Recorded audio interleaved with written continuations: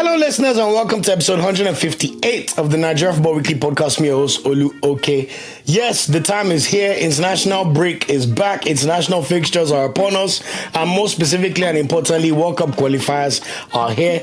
This is episode 158 of the Nigeria Football podcast, where I'll be previewing our games against Rwanda and talking about the tail of the tape and the things that Nigeria have to be aware about before we play these crucial games against Rwanda. So, what do we know? Super Eagles are back in action for World Cup qualifiers this week, and basically we have to win our two games. It's do or die. You know, the days of dilly-dallying and hoping for the best or accepting a draw are gone. We have to win our two games.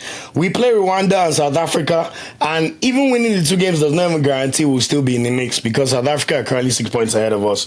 But the first game happens on Saturday, September 16, Uyo at Godzilla Pabio Stadium, 5 p.m. We play the Amavubi of Rwanda, and in this episode, I'll do my predictions and, of course, do the score predictions for this game. So what's the current tail of the tape in Group C of the World Cup qualifiers for CAF? Nigeria are currently fourth with 7 points from 6 games. I know, very disastrous to even say it out loud. We've won one game, which was the reverse fixture against Rwanda away, and Osimhen scored 2 goals. And we have drawn 4 out of our 6 games and lost 1, which was to Benin Republic and Genot. South Africa topped the group with 13 points from 6 games. They won 4, drawn 1, and lost 1. So they have a 5-point lead over second place Rwanda on 8 points, and Benin also on 8 points. Both Rwanda and Benin have won 2, drawn 2, and lost 2. And then you have Lesotho 1 point behind us on 6 points, and then Zimbabwe on 6 points. So basically, this is a group of draws. Except for South Africa, they know how to win games, so we have to give them their praise for that. Now, that's the current state of the group. Although we know it may not stay like this because CAF FIFA, we know about the ineligible situation with Teboho Mokoena, who was not meant to play against Lesotho, but ended up playing. South Africa ended up winning the game 2-0, but the result could be changed. I'm not sure why it's taking too long, and there's also a world where they may not get the points deducted. If we're being honest, South Africa deserve to win the match. Like, you know, we're looking for calculator and calculation here, and it's so sad because Nigeria should not be in this predicament. But it is what it is. Now, the only reason why we're continuing to bang on about this and we hope something happens is because we've seen this same punishment dish out to Nigeria before. In qualifying for the 2018 World Cup, Nigeria, we won through our entire group. We beat everybody. We played against Algeria, Cameroon, and was it Zambia? Anyway, we flogged all of them. But in one of the games that we won after we qualified for the World Cup, Shehu Abdullahi played and he was suspended and he shouldn't have played. Even though we drew the game, CAF ended up giving 3 points to Algeria instead. But because we had such a high gap to the next place, it did not matter. But basically, do what to Caesar what you want done to you. And they've done it to us, so we want them to do it to South Africa. It's only fair. So let's see what happens. But anyway, irrespective of any point deductions, Nigeria's task is simple. Win your 4 remaining games and see what happens. You know, if they change the group, well, the group will look like South Africa will have 10 points, Nigeria will have 7, and we'll move down to 5th, actually.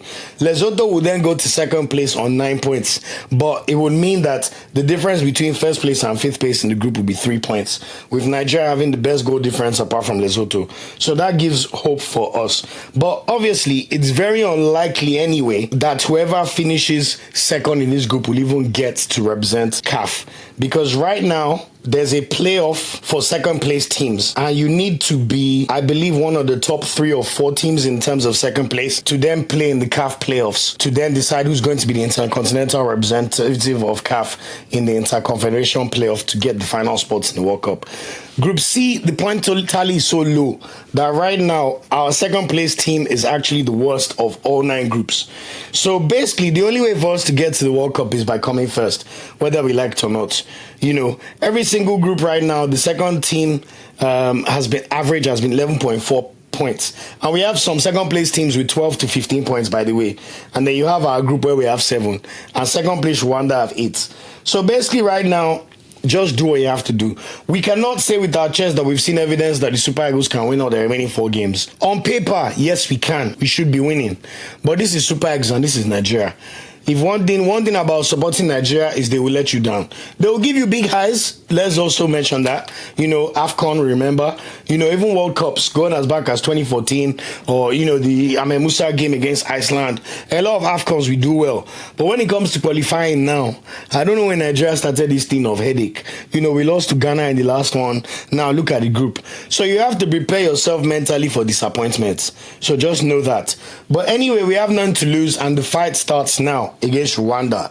So what is the tail of the tape? Nigeria world ranking 44th, Rwanda 137th.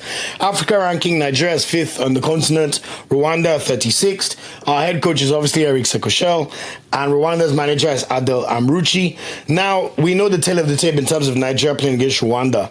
Interestingly, though, we have played them 8 times. We've beaten them 3 times. We've drawn against them 4 times, and they've beaten us 1 time.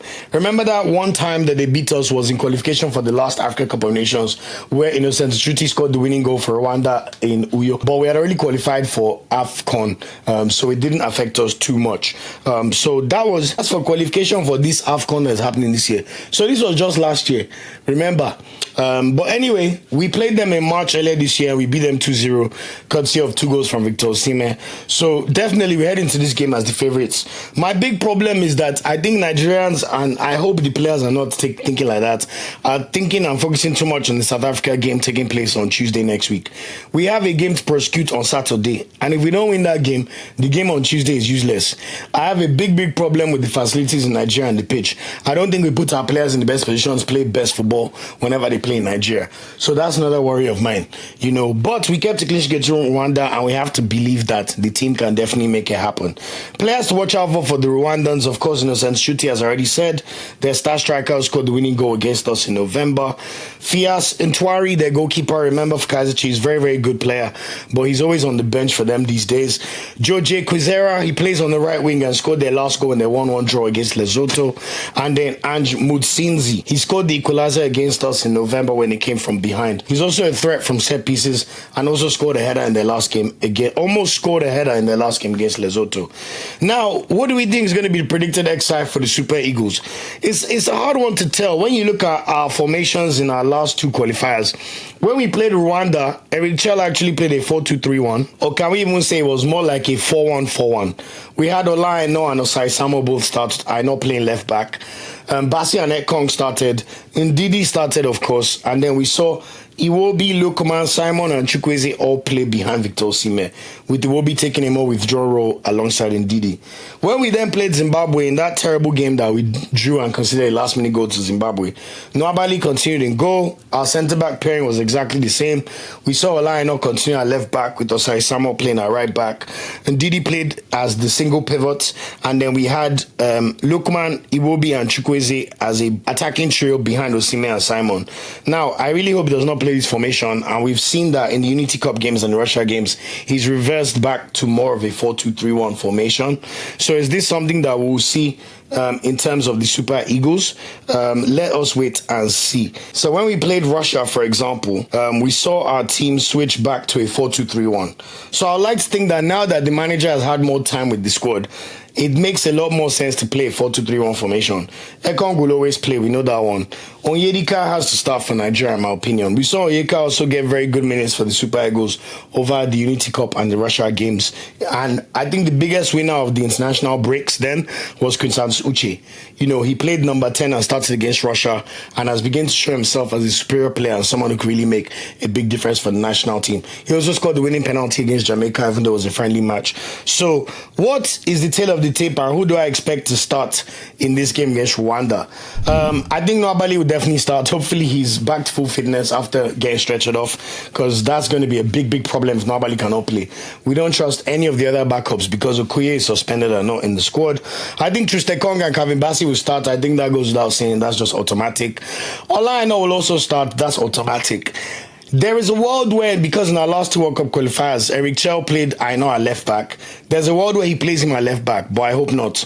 Ola Aina's best position is right back. Play him as a right back. We also saw that Eric Shell had some more trust in Felix Agu and Onyemachi over the summer. So I think either of those two will start at left back. I will go with Onyemachi at the moment, although he did not play over the weekend, but he has more experience in the Super Eagles squad. So I think that will give him the edge. Felix Agu is yet to play a competitive fixture for Nigeria, so we don't know how he's going to fit or form in that kind of high pressure scenario. And now in the midfield, I think we'll have a two pivot. Onyedika will definitely start, and I think Ndidi will likely start, but I will not be surprised if we see Frank Onyeka start.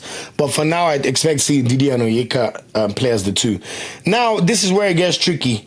I think Alex Iwobi has to start, so I know Iwobi will start. So there's a world where the three behind Victor Osimhen, we already know Victor Osimhen will start. That one goes without saying. It is the easiest thing to predict when it comes to Nigeria. But the forward line behind Osimhen, I'm pretty sure Moses Simon will start, in my opinion. I think that one is clear.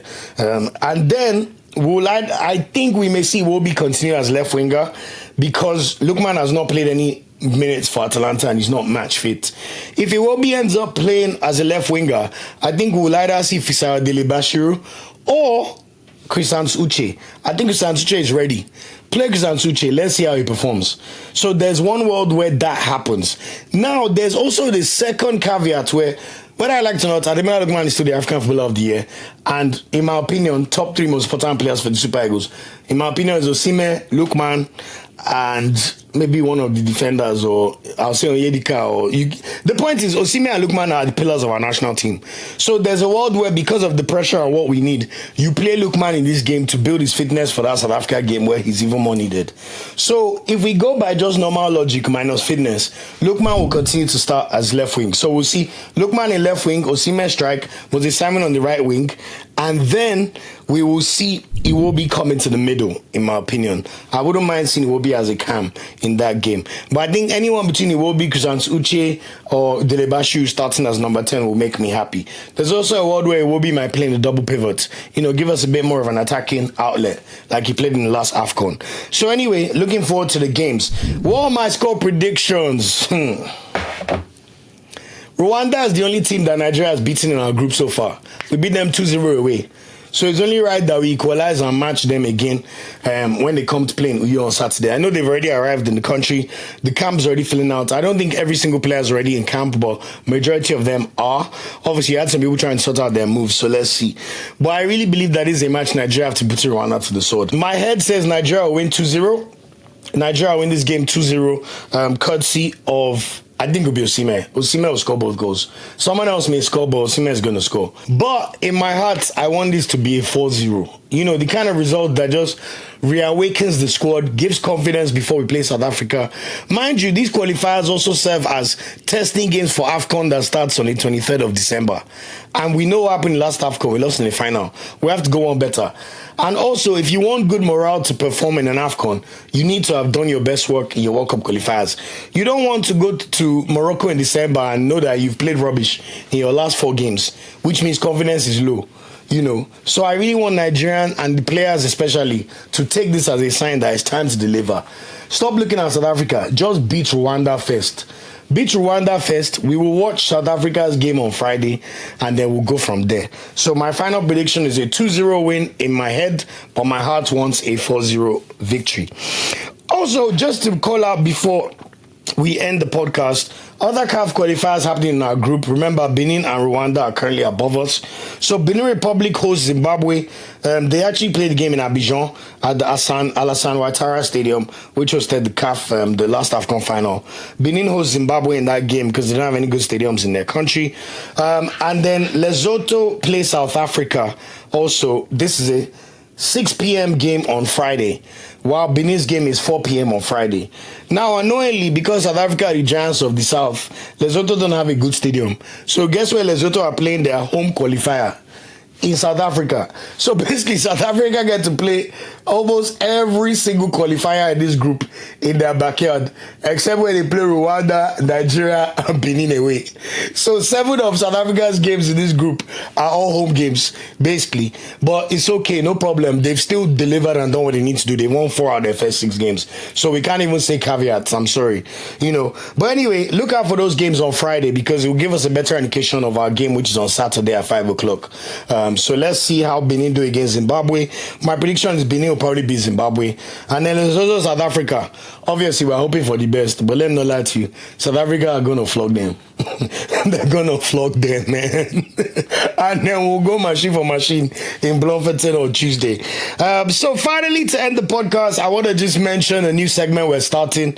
We're going to start a new type of video series on this channel as we continue to grow. Shout out to all of you for the support. We're getting close to 4,000 subscribers. Remember, we're on the road to mission 10,000 by the end of this year, where we want to really continue to grow the channel and bring out amazing content for you, especially regarding the Super Eagles of Nigeria. So we're going to start a video series called Super Eagles Hot Takes. Now, this one is not for me to give my hot takes. It is for you to give your hot takes. So it's going to be a video I'll be doing after Super Eagles games where you get the chance to give your opinions on the national team and how we played in our games. All you have to do is follow us on our Twitter page at NFWPOD or on our Instagram page, which is at Nigeria Football Weekly. Also, I want to extend this out to TikTok as well. You can also put it on TikTok at Nigeria Football Weekly. So when Nigeria has played, when we play this Rwanda game on Saturday, just put your hot takes and give me your comments and what your thoughts are as a fan of the national team on the results, on the performances, on specific players. Just write it there. Comments as much as you can. Just put it in there. And then, when I then review the game and I do my Nigeria versus Rwanda review, I will either do it on that video or do an especially separate video just on hot takes. And I will go through all of them and give my takes after the game and on your opinions. And please just come here to watch me react to the takes. Also, now that we have Nigeria games coming back, especially qualifiers, the last few games in the summer, I got the opportunity to go to the stadium for both of Nigeria's games in England. But we'll be bringing back the live watch alongs. You know, very, very important and very, very crucial games for us. So please remember to subscribe to the channel and so that you don't miss anything. And we'll see you at the live watch along on Saturday at 5 p.m. So that's it for this episode of the podcast. Super Eagles, please, I'm begging you. I know how I felt after you drew against Zimbabwe. Please, please, please deliver. On paper, you should beat all of these teams, all of them, every single one. So I'm tired of excuses. Please just deliver. I'm begging you. Yeah, we did your back. We're going to watch and we're excited to see you. If you're in Nigeria, the game will be on Super Sports. I'm sure of that, 99%. If you're outside Nigeria, the game is live on FIFAplus.com. Thank God it's FIFA that handles Qualifier, so it's easier to watch. FIFAplus.com. Man or woman or child, as far as you're outside Nigeria, you can watch the game on FIFAplus.com. So no excuses not to watch the game. Looking forward to seeing how the boys perform and looking forward to the watch along before we do a review. Until next time, I've been your host, Olu. Okay, thanks for all the support and up Super Eagles, man. And you, Victor Sime, especially. Hey, God, please come and save us. See you next time. Thanks for watching this video. Please like, share, subscribe, and click the bell to get a notification whenever we drop a video. You can also find our social media channels listed below. And of course, up Super Eagles and Nigeria know they ever carry last.